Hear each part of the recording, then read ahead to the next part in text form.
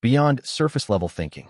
In every sphere of human interaction, business, relationships, politics, personal development, there exists an invisible hierarchy. At the top are those who understand not just the rules of the game, but the underlying mechanics that make the game possible. They don't simply react to circumstances, they architect them. This isn't about manipulation or deception. It's about developing a form of intelligence that transcends conventional wisdom. It's about seeing patterns others miss, understanding motivations others ignore, and positioning yourself strategically while maintaining your integrity. The ancient strategists understood something modern society often forgets. Wisdom isn't just accumulated knowledge. It's the ability to apply knowledge with precision, timing, and awareness of context. Sun Tzu spoke of winning without fighting. Chanakya emphasized the power of calculated patience. Marcus Aurelius taught that true power begins with self-mastery. Today, you'll discover 10 principles that separate strategic thinkers from reactive responders. These aren't tricks or tactics. They're fundamental shifts in how you perceive and navigate reality. Principle 1: Informational asymmetry and the power of selective disclosure. In any exchange, whether a conversation, negotiation, or relationship, the distribution of information determines the distribution of power. Most people operate from a place of informational equality. They believe that honest communication means complete transparency. They answer questions fully, explain their reasoning in detail, and share their thoughts openly. This creates a fundamental vulnerability. Strategic communicators understand that information is a finite resource. Like currency, it should be invested wisely, not spent carelessly. This doesn't mean lying or deceiving. It means being intentional about what you reveal, when you reveal it, and to whom. Consider 3 levels of disclosure. Level 1: Surface information, what everyone can know. This includes your public persona, your general interests, your basic background. This information creates approachability without creating vulnerability. Level 2: Strategic information, what select people should know. This includes your capabilities, your connections, your knowledge base. This information is revealed selectively to create opportunities and build specific relationships. Level 3: Core information, what very few people need to know. This includes your deepest motivations, your vulnerabilities, your comprehensive plans. This information is protected because it represents your strategic core. When someone asks about your plans, your default shouldn't be complete transparency. Instead, ask yourself, what outcome am I trying to create with my answer? What does this person need to know? What advantage do I maintain by keeping certain details private? For example, if you're planning a career transition, telling everyone immediately creates pressure, invites unwanted opinions, and potentially alerts people who might block your path. Keeping your plans private until the right moment allows you to move with freedom and surprise. This principle extends to conversations themselves. The person who asks more questions than they answer typically controls the direction and depth of the exchange. They gather information while revealing little. They understand that curiosity without disclosure is a form of power. Humans are pattern recognition machines. When you provide incomplete information, people's minds automatically work to fill in the gaps. This process, called the Zeigarnik effect, creates mental engagement and often makes you more memorable than someone who reveals everything. Moreover, selective disclosure creates the perception of depth. When people know you have layers they haven't fully accessed, they perceive you as more complex and interesting than someone who presents as an open book. This principle becomes unethical when you withhold information that others have a right to know, or when you create false impressions through omission. The goal isn't to deceive, it's to maintain appropriate boundaries and strategic advantage within ethical constraints. Principle 2: Behavioral fluidity and contextual adaptation. Rigidity is a form of weakness. The ability to adjust your approach based on context, audience, and objective is a sophisticated form of intelligence. There's a pervasive belief in modern culture that authenticity means being exactly the same person in every situation. This is a misunderstanding of both authenticity and effectiveness. True authenticity is about maintaining your core values while adapting your expression to fit the context. Think of it as speaking different languages while maintaining the same message. Behavioral fluidity operates on several dimensions. Communication style adaptation. Some people process information analytically. They need data, logic, and structured arguments. Others process emotionally. They need stories, connections, and empathetic understanding. Still others are kinesthetic. They need practical demonstrations and hands-on examples. The strategically intelligent person identifies which mode their audience prefers and adapts accordingly. You're not changing your message. You're translating it into the language your audience best understands. Energy level calibration. In some contexts, high energy and enthusiasm are appropriate and effective. In others, calm reserve and measured responses command more respect. Reading the room and matching or strategically contrasting with its energy is a crucial skill. Formality spectrum navigation. Every interaction exists somewhere on a spectrum from completely formal to completely casual. Professional meetings, family gatherings, social events, and intimate conversations all require different levels of formality. Those who can fluidly navigate this spectrum build rapport more effectively. Imagine you're presenting the same business idea to 3 different audiences. To investors focused on returns, you emphasize financial projections, market opportunity, and scalability.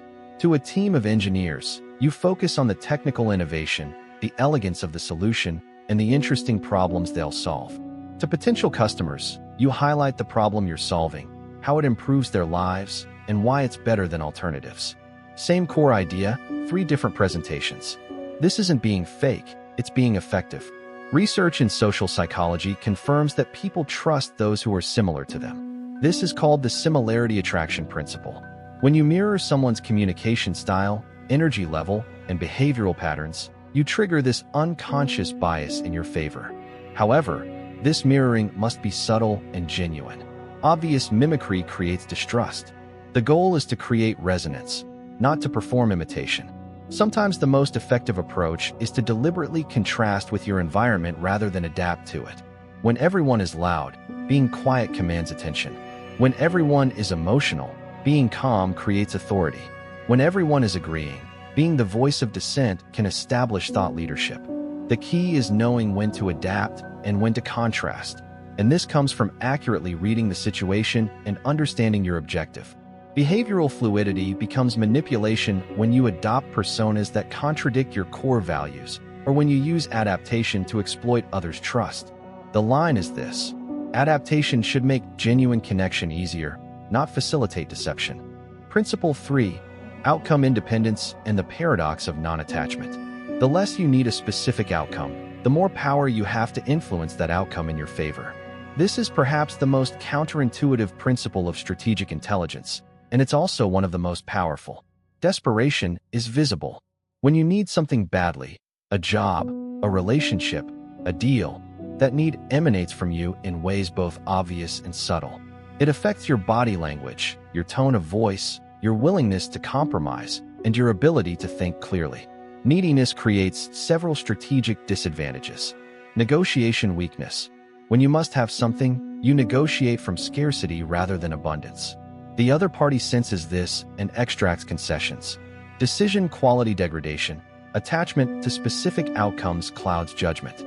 You overlook red flags, rationalize poor choices, and ignore alternative options. Manipulation vulnerability. Those who recognize your attachment can use it to control you. Your need becomes a handle they can pull. Conversely, outcome independence creates strength. Negotiation power. When you're willing to walk away, the other party must meet your standards to keep you engaged. Clarity of perception.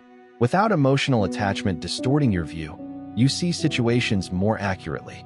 Authentic confidence. Real confidence comes not from certainty that things will go your way, but from certainty that you'll be okay regardless. Consider a job interview. Most candidates approach it from a place of need. They want the job, they hope they'll be selected, they're anxious about the outcome. This neediness subtly undermines their presentation. A strategically intelligent candidate approaches it differently. They're genuinely interested in the opportunity, but they're also evaluating whether this is the right fit for them. They're interviewing the company as much as the company is interviewing them. They have other options or are creating other options. They're willing to decline if the terms aren't right. Who do you think interviews better? Who commands more respect? Who is more likely to receive a strong offer? The paradox is this: the less you need the job, the more likely you are to get it. and to get it on favorable terms. Outcome independence activates several powerful psychological principles: scarcity and value. When you're not chasing, you become more valuable. People want what seems difficult to obtain. The person who cares less controls the frame of the interaction. They set the terms because they're willing to leave if the terms aren't met. When you're not worried about outcomes, you can be fully present in the moment. This presence is magnetic and memorable, developing outcome independence. This isn't something you can fake. You must genuinely cultivate it. Here's how. Create options. Always have multiple paths forward. When you have alternatives, you're never dependent on any single outcome. Define success broadly. Instead of fixating on one specific outcome, identify multiple acceptable outcomes. This flexibility reduces attachment. Build your foundation. Develop skills, resources, and relationships that make you resilient. When you know you can handle setbacks, you fear them less. Practice small detachments. Start with low-stakes situations. Practice not caring whether you win an argument, whether someone likes you, whether your plans work out exactly as imagined. Embrace uncertainty. Recognize that the need for certainty is often what creates attachment. Learning to be comfortable with not knowing outcomes is liberating. Outcome independence should not mean indifference or carelessness. You should still pursue your goals with dedication and treat people with care. The difference is that your well-being and self-worth aren't dependent on any specific outcome. Principle 4. Strategic silence and the eloquence of restraint. In a world that rewards constant communication, the ability to be strategically silent is a profound advantage. Most people are uncomfortable with silence. They fill pauses with words, often revealing more than they intended. They equate silence with awkwardness or lack of engagement. This discomfort is a vulnerability that strategically intelligent people exploit. Silence operates on multiple levels. Conversational silence, the pause before you respond. The moment you let a question hang in the air. The space you create that makes others rush to fill it with information. Informational silence, what you choose not to say. The opinions you don't share. The knowledge you keep in reserve until it becomes strategically valuable. Emotional silence, the reactions you don't display. The anger you don't express. The excitement you don't reveal. Emotional restraint prevents others from reading you and adjusting their approach. Social silence, the conversations you don't join. The debates you don't enter. The dramas you don't engage with. Sometimes the most powerful move is not making a move. In a negotiation, when the other party makes an offer, resist the urge to immediately respond. Let silence stretch for several seconds. Look thoughtful, then respond. This pause accomplishes several things. It makes your eventual response carry more weight. It creates slight discomfort that may prompt the other party to improve their offer. It gives you time to think rather than react. It demonstrates that you're not desperate for agreement. In conversations, when someone asks you a personal or strategic question, you don't owe them an immediate, complete answer. A simple, "That's an interesting question," followed by a thoughtful pause gives you time to decide how much to reveal. In conflicts, sometimes the most powerful response is no response. When someone is trying to provoke you, silence denies them the reaction they're seeking. It shifts the burden back to them. Silence creates cognitive dissonance. When we ask a question, we expect an answer. When we make a statement, we expect a response. When these expectations aren't met, our minds work to fill the void, and this process often leads to self-revelation. Research in interrogation techniques confirms this. After asking a question, the person who speaks first typically loses. The silence becomes so uncomfortable that people start talking to fill it, often saying more than they intended. Silence also signals confidence and self-possession.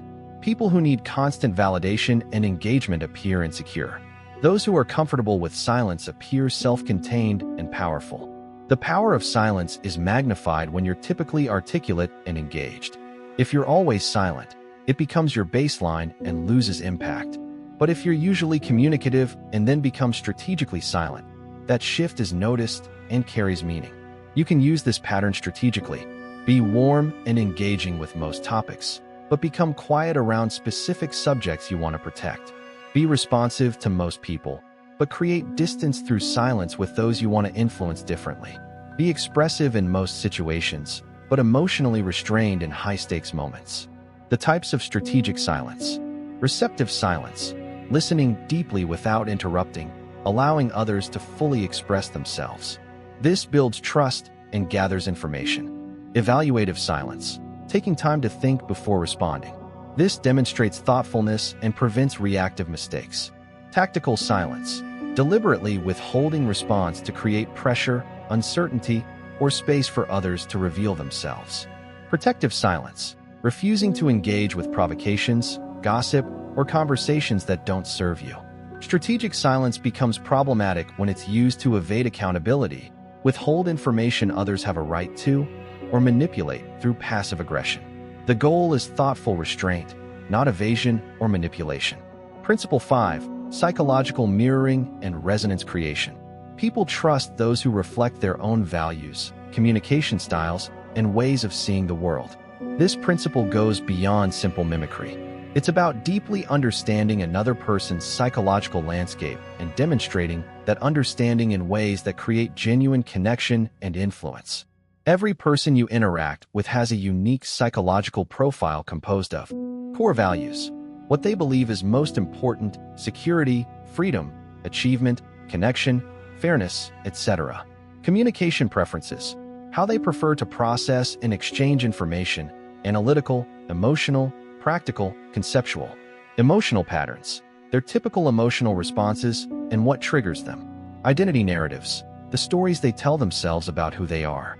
Unmet needs, the psychological needs they're seeking to fulfill, recognition, understanding, validation, belonging. When you can accurately identify and reflect these elements, you create powerful resonance. Imagine you're trying to influence a colleague to support your project. Before making your pitch, you would. Step 1. Psychological profiling. Through observation and conversation, you determine that this person values stability and proven methods, processes information analytically, feels their contributions are often overlooked, needs recognition for their expertise. Step 2. Message framing. You present your project by emphasizing how it builds on existing successful systems rather than disrupting them, appeals to value of stability, providing clear data and logical arguments, matches analytical processing style, explicitly acknowledging their expertise and asking for their input, addresses unmet need for recognition, positioning them as a key advisor whose insights will shape the outcome, reinforces their identity as an expert. Same project, but the presentation is calibrated to resonate with this specific person's psychological profile. This principle leverages several well-documented psychological phenomena. The similarity attraction effect. We naturally trust and like people who seem similar to us. When you mirror someone's values and communication style, you trigger this automatic bias. The consistency principle. People have a deep need for their beliefs and actions to be consistent. When you frame requests in terms of their existing values and self-concept, agreeing with you feels consistent rather than compromising. The validation effect. Everyone wants to feel understood. When you demonstrate genuine understanding of someone's perspective, you fulfill this deep psychological need, creating goodwill and trust. The 3 levels of mirroring. Surface level, matching body language, tone, pace of speech. This creates unconscious rapport, but is relatively superficial. Intermediate level, reflecting communication style and presenting information in formats that match how someone thinks. This creates intellectual resonance. Deep level, understanding and validating core values, emotional needs, and identity narratives. This creates profound connection and influence. Most people only operate at the surface level. Strategic operators work at all 3 levels simultaneously. The framework for deep listening. To effectively mirror and resonate, you must become an expert listener. Listen for emotional subtext. What feelings underlie the words? Value indicators. What principles guide their decisions? Identity markers. How do they define themselves? Unspoken needs. What are they really asking for? For example, when someone says, "I hate my job," most people hear complaint. A strategic listener hears potential emotion, frustration, feeling trapped, disappointment, possible value conflicts, desire for meaningful work, need for challenge, wish for recognition, identity tension, how they see themselves versus how they're being treated, unspoken need, validation of their worth, support for a change, or simply to be heard. A response that mirrors and resonates might be, "It sounds like you're ready for something that better reflects your capabilities," rather than generic advice about updating a resume. Psychological mirroring becomes manipulation when you use it to get people to act against their own interests or when you fake understanding you don't genuinely possess. The ethical use of this principle requires genuine interest in understanding others, respect for their autonomy and well-being, alignment between what you're suggesting and their actual interests, honesty about your intentions. Principle 6, temporal intelligence and the strategic use of timing. When you act is often more important than what action you take. Time is a dimension of strategy that most people ignore. They focus on what to do and how to do it, but they underestimate the power of timing. The same action taken at different moments produces radically different results. Temporal intelligence operates across multiple time horizons. Micro-timing, moments to hours, the exact moment you speak in a conversation. When you make your request, the pause before your response. Meso-timing, days to weeks when you launch an initiative. When you have a difficult conversation. When you make your move in a negotiation. Macro-timing, months to years when you change careers. When you start or end relationships. When you make major investments. Each level requires different skills and awareness. The principles of strategic timing. Principle 1. Strike when others are distracted. Major moves are easier when attention is elsewhere. Companies announce bad news before holidays. Political operatives bury controversial decisions during crises. Strategic individuals make significant changes when others are preoccupied. Principle 2. Patience as power. The ability to wait for the right moment is a form of strength. Premature action wastes resources and reveals your hand. Delayed gratification often multiplies results. Principle 3. Momentum recognition. There are moments when conditions align in your favor, when sentiment shifts, when opportunities emerge, when barriers fall. Strategic operators recognize these windows and act decisively.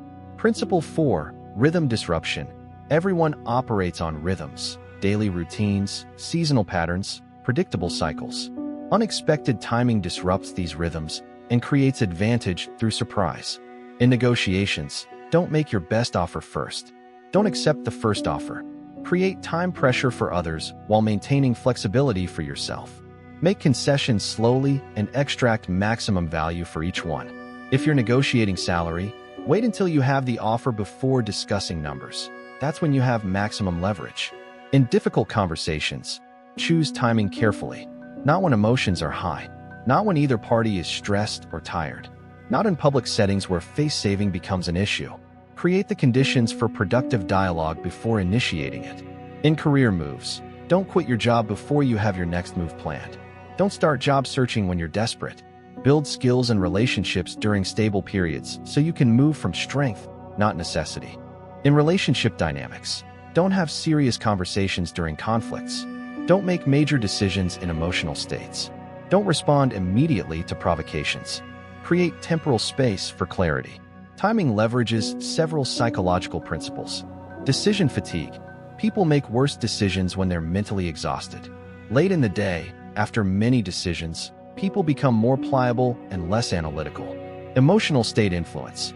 The same proposal received when someone is happy versus when they're stressed will be evaluated completely differently.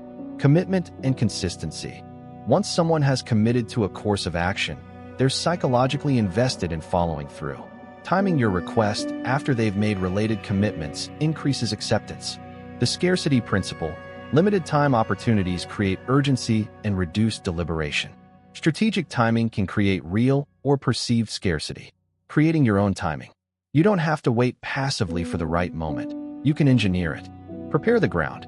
Create favorable conditions before making your move. Build relationships. Gather resources. Position yourself. Manufacture urgency. When you want action, create deadlines or time-limited opportunities. Control the tempo. Speed up when you have advantage. Slow down when you need more information or when time works in your favor. Strategic delays. Sometimes the most powerful move is to deliberately slow things down, creating space for your preparations or for the situation to evolve in your favor.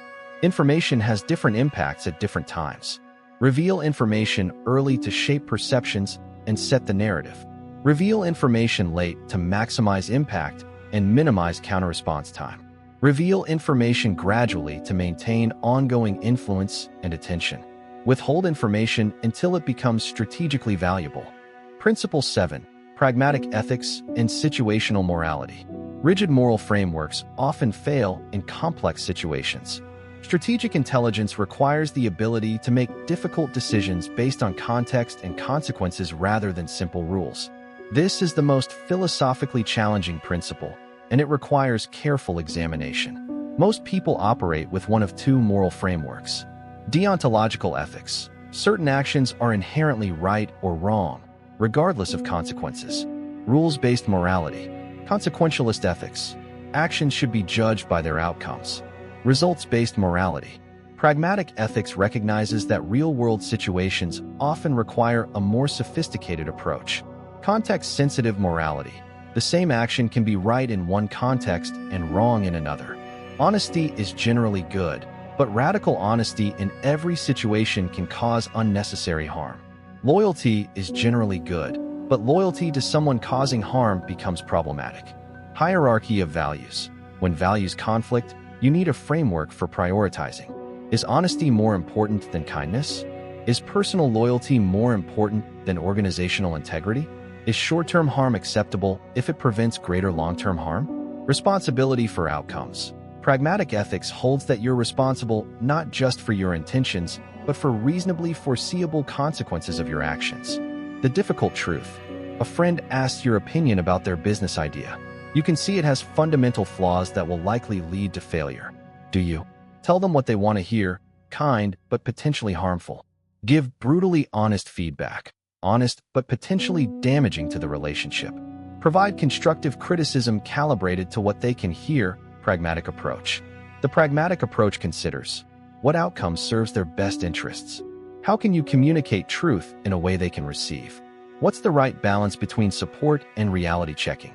The organizational dilemma. You discover that a colleague has been cutting corners in ways that violate policy but deliver short-term results. Leadership loves the results and doesn't know about the methods. Do you? Report them. Ethical but potentially ruins their career. Say nothing. Preserves relationship but enables problematic behavior. Talk to them privately first and give them a chance to correct course. Pragmatic approach. The pragmatic approach weighs severity of the violation, risk to others, possibility of correction, your relationship and obligations, likely outcomes of different approaches. Pragmatic ethics isn't moral relativism, the idea that all moral positions are equally valid. It's moral complexity, the recognition that simple rules often fail in nuanced situations. Consider the classic ethical dilemma. Is it wrong to lie? Most people say yes. But what if lying protects an innocent person from harm? What if honesty would cause disproportionate suffering for no good reason?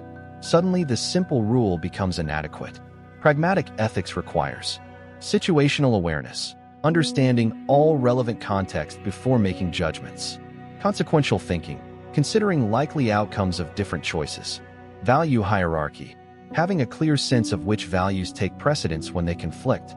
Moral courage, being willing to make difficult decisions and take responsibility for them. Intellectual humility, recognizing that you might be wrong and remaining open to new information. When facing a morally complex decision, ask, what outcome am I trying to create? Be honest about whether you're serving others' interests or rationalizing self-interest. What are the reasonably foreseeable consequences of each option? Think beyond immediate effects to second and third-order consequences. Which choice best aligns with my core values while producing the best overall outcome? This forces you to consider both principles and pragmatism. The goal is sophisticated moral thinking, not moral escape. Principle 8. Reputation architecture and perception management. Your reputation is a strategic asset that can be deliberately constructed and carefully managed. Most people think reputation is something that happens to them, the natural result of their actions over time. Strategic thinkers understand that reputation can be architected. Reputation operates on multiple levels. Personal reputation, what specific individuals who know you think about your character, capabilities, and reliability. Professional reputation, what your industry or field thinks about your expertise, accomplishments, and value. Public reputation, What broader networks or communities think about your brand, image, and influence? Digital reputation. What search engines and social media reveal about you to anyone investigating? Each level requires different strategies and maintenance. The components of strategic reputation. Competence signaling, demonstrating capability without arrogance. This involves selectively revealing expertise at strategic moments, producing visible results, and being the person others turn to for specific problems. Character signaling, demonstrating reliability, integrity, and trustworthiness through consistent behavior, keeping commitments, and how you treat people when it doesn't benefit you. Value alignment, showing that you share the values of communities you want to be part of. This doesn't mean compromising your actual values. It means emphasizing aspects of your value system that resonate with specific audiences. Distinctiveness, creating a clear, memorable impression that differentiates you from others in your space. This could be a unique combination of skills, a distinctive approach, or a memorable personal brand. Building professional reputation. Don't just do good work, make sure the right people know about it. This isn't bragging, it's strategic communication. Write about your insights. Speak at events. Share case studies. Teach others. When you solve problems, document the process and share the lessons. Create a pattern of being exceptionally reliable in small things. Return messages promptly. Meet deadlines early. Follow through on casual commitments. Consistency in small matters builds trust for larger ones. Associate yourself with respected people and institutions. Your reputation is partially constructed by who you work with, who endorses you, and what organizations you're connected to. Managing digital reputation. Google yourself regularly. See what others see when they search for you. If the results don't reflect how you want to be perceived, create content that does. Be intentional about your social media presence. Everything you post contributes to your digital persona. Ask, does this align with how I want to be perceived professionally? Create positive content proactively rather than trying to bury negative content reactively. Thought leadership, professional contributions, and documented expertise push down less favorable results naturally. Reputation leverages the psychological principle of social proof. When others perceive you positively, new people automatically give you benefit of the doubt. You enter interactions with credibility rather than having to build it from scratch. Reputation also creates a form of compound interest. Early investments in reputation pay dividends over time. Being known for reliability leads to more opportunities, which leads to more success, which reinforces your reputation for reliability. Advanced application, strategic reputation differentiation. Your reputation doesn't need to be the same in every context. In fact, having contextual reputations can be strategically valuable. In your industry, known for innovation and forward thinking.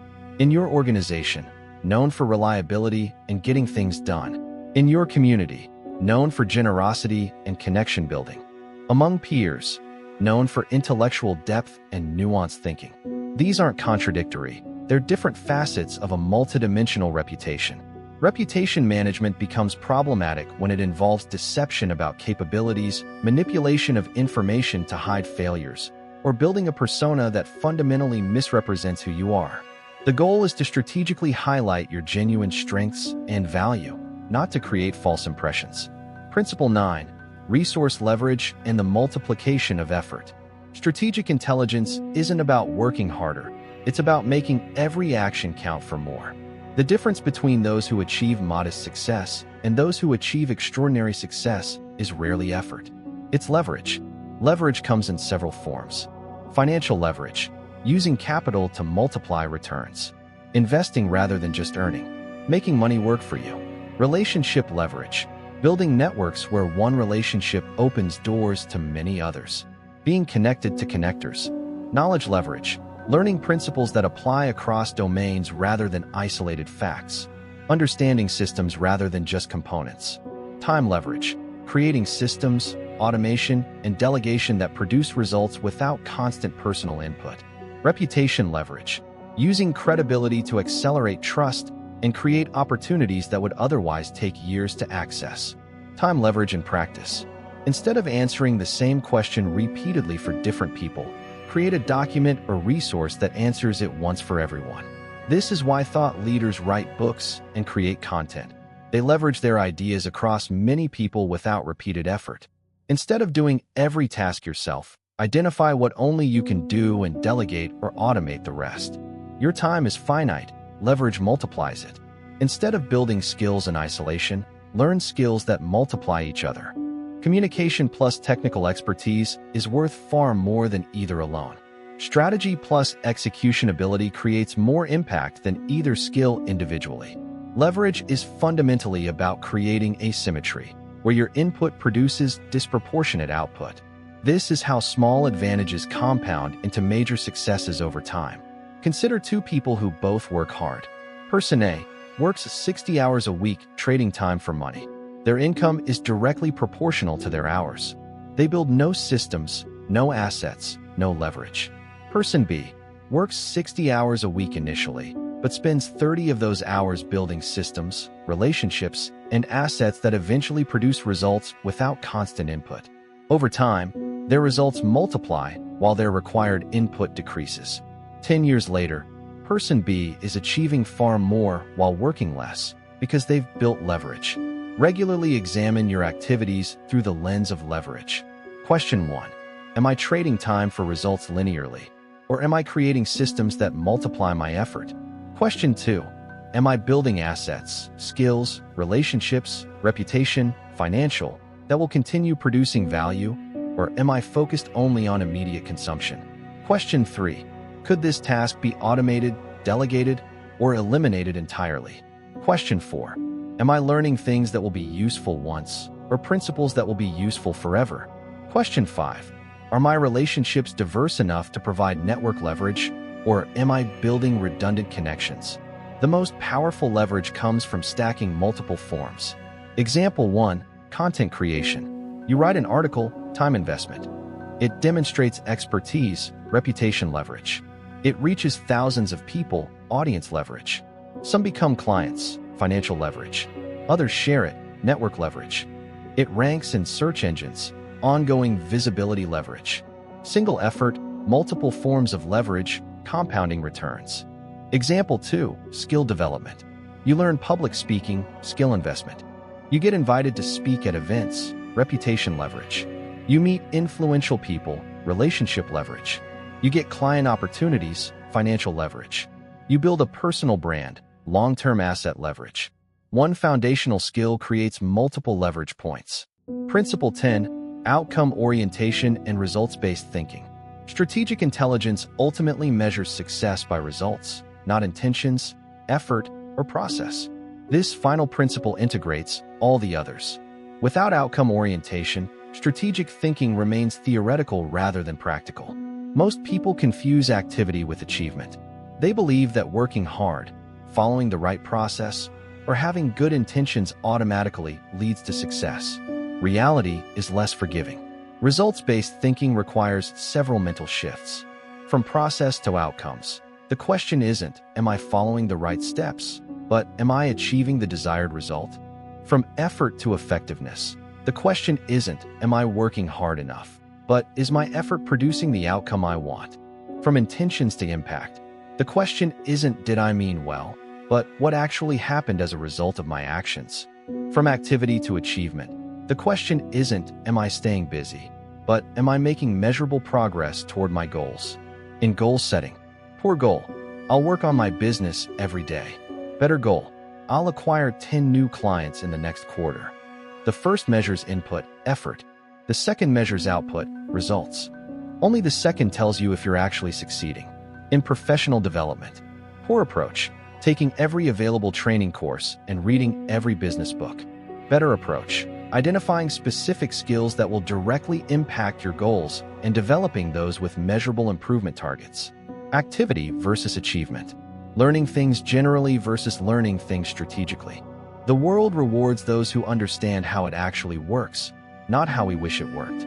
Strategic intelligence is about seeing reality clearly, including the uncomfortable parts, and navigating it effectively.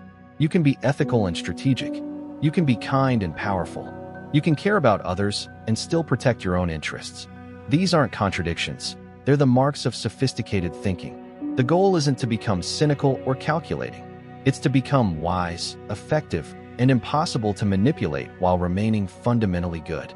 Develop these capabilities. Use them well. Create more value than you capture. Leave things better than you found them. That's the true mark of strategic intelligence.